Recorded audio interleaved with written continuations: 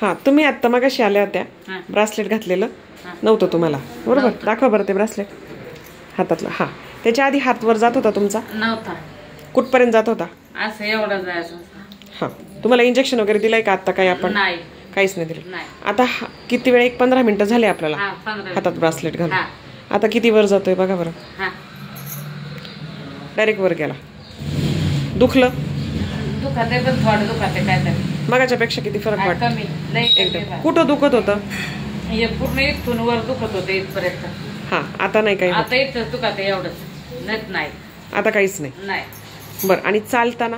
चालताना पाय गुडघ्यातलं तो राहिलंच का आता.